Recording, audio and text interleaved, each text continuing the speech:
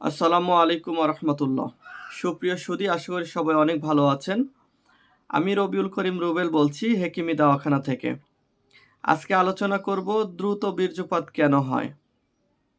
দ্রুত বীর্যপাতের আমি 3টি কারণ বলবো। এই 3টি কারণ যদি আপনি পরিহার করতে পারেন, কোনো প্রকার ওষুধপত্র ছাড়াই আপনি ভালো পারফরমেন্স করতে পারবেন। আপনার স্ত্রীকে পরিপূর্ণ যৌন তৃপ্তি দিতে পারবেন, কোনো ওষুধই লাগবে না। কিন্তু যে 3টা কাজের কথা বলবো, যে 3টা জিনিস বলবো, এটা অবশ্যই আপনাকে পরিহার করতে হবে, মানতে হবে। দেখেন, আমাদের সকাল থেকে সন্ধ্যা পর্যন্ত অসংখ্য রোগী ফোন করে এবং তাদের মেজর একটা প্রবলেমই এটা বলে যে ভাই আমাদের দ্রুত বীর্যপাত হয়। যেহেতু এটা একটা বড় সমস্যা এবং এই সমস্যার কারণে পারিবারিক কলহ তৈরি হচ্ছে এবং সংসারে অশান্তি, স্ত্রী স্বামীর কথা শুনে না এবং শেষ পর্যন্ত ডিভোর্স হয়ে যেতে পারে। তো এখন আমি ভূমিকায় না গিয়ে আপনাকে বলি যে 3টা কাজ আপনি করবেন না। সেটা হলো, 1 নম্বরে ভরা পেটে সহবাস করবেন না। যতজন রোগীর দ্রুত বীর্যপাতের সমস্যা আছে খেয়াল করে দেখবেন তারা ম্যাক্সিমামই ভরা পেটে সহবাস করে। মানে রাতের খাওয়া দাওয়া শেষ করে যখন খাবারটা হজম হচ্ছে, পেটটা ভরা, এই অবস্থায় তারা সহবাসে লিপ্ত হয়। আর এই অবস্থায় সহবাস করা এমনিতেই নিষেধ। মেডিকেল সায়েন্স বা চিকিৎসা বিজ্ঞানীরা নিষেধ করেছে। কারণ এই অবস্থায় শুক্রাণু উৎপাদন হয়, পেটটা ভরা থাকে, ভারী থাকে এবং গরম থাকে। যেহেতু তখন শুক্রাণু উৎপাদন হয়, বীর্যটা হয় খুবই পাতলা। আর পাতলা থাকার কারণে আপনারা ধরে রাখতে পারবেন না, অল্প সময়ের মধ্যে আপনার আউট হয়ে যাবে। তো এই কাজটা আপনাকে পরিহার করতে হবে। এটা হলো 1। আর এই ভুলটা বিশেষ করে নতুন যারা নববিবাহিত এটাই তারা করে থাকে। দ্বিতীয় নাম্বার হলো, শেষ রাতে আপনাকে সহবাস করতে হবে। আর অনেকে বলেন যে ভাই আমি তো প্রথম রাতে সহবাস করি না, শেষ রাতেই করি।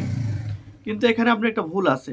শেষ রাতে সহবাস যখন করবেন তখন আপনাকে অবশ্যই প্রস্রাব বা পায়খানা করে আসতে হবে। কারণ আপনি খাবার খেয়ে ঘুমিয়েছেন, প্রস্রাব জমেছে, পায়খানা জমেছে, হজম হয়েছে, পেটটা ভারী। এই অবস্থায় আপনি প্রস্রাব পায়খানা করে এসে একদম একদম ফ্রেশ হয়ে আপনি সহবাস করবেন। প্রস্রাব পায়খানা যদি বেগ থাকে, আপনি বিশ্বাস করেন আপনি টাইম পাবেন না।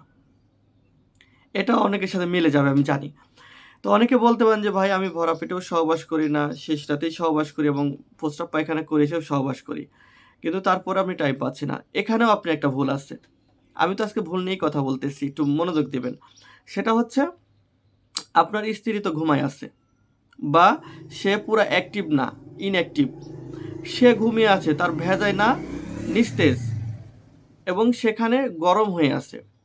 কারণ সেও খাবার খেয়ে ঘুমাইছে, তারও হজম হচ্ছে, তারও প্রস্রাব পায়খানার বেগ আছে এবং তার ভেজাইনা বা গুপ্তাঙ্গ সেখানে গরম উৎপাদন হয়ে আছে।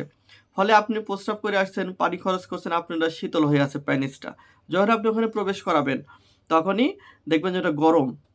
আর ঠান্ডা আর গরম এক জায়গায় হলে ঠান্ডাকে সে গলায় দিবে, মানে আপনার প্যানিসটা নিস্তেজ হয়ে যাবে বা দ্রুত পতন হয়ে যেতে পারে। তাহলে কি করতে হবে, তাকেও তুলতে হবে এবং তাকেও ফ্রেশ হয়ে আসতে বলতে হবে যে প্রস্রাব পায়খানা থেকে তুমি করে আসো।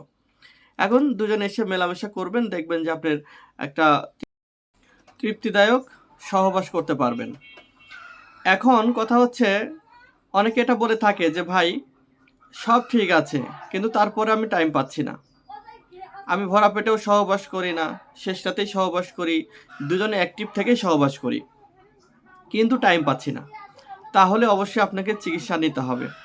তাহলে অবশ্যই আপনি রোগে আক্রান্ত হয়েছেন, সত্যিকারের দ্রুত বীর্যপাত প্রবলেমটা আপনার রয়েছে। আর এটার জন্য আমরাই চিকিৎসা করে থাকি।